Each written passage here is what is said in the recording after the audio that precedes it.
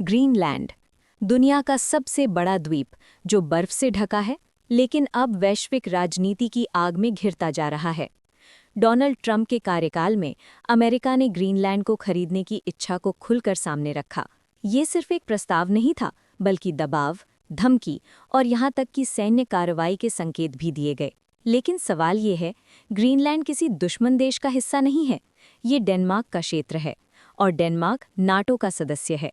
तो क्या अमेरिका अपने ही नाटो सहयोगी के खिलाफ कदम उठा सकता है? ग्रीनलैंड की अहमियत केवल जमीन तक सीमित नहीं है, ये अमेरिका और यूरोप के बीच एक रणनीतिक सेतु की तरह स्थित है। आर्कटिक महासागर के बेहद करीब ये इलाका वैश्विक सैन्य संतुलन की चाबी बन चुका है।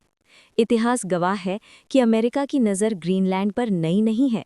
वुड्रो विल्सन और हैरी ट्रूमैन जैसे राष्ट्रपति पहले भी इसे खरीदने की कोशिश कर चुके हैं। 1951 में डेनमार्क के साथ हुए रक्षा समझौते के तहत अमेरिका ने यहां थुले एयरबेस स्थापित किया, जो आज भी अमेरिकी सैन्य शक्ति का अहम केंद्र है। लेकिन आज की सबसे बड़ी वजह है पिघलती बर्फ।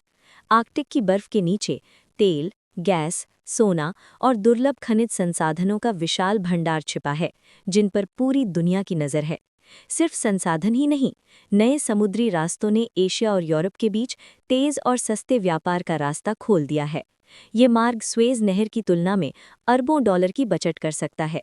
सैन्य दृष्टि से भी ग्रीनलैंड बेहद संवेदनशील क्षेत्र है।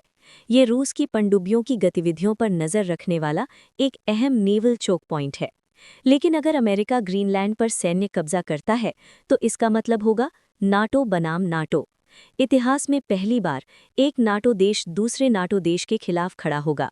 ये नाटो के टूटने का संकेत हो सकता है और दुनिया को वापस ले जा सकता है उस दौर में जहां ताकत ही कानून थी।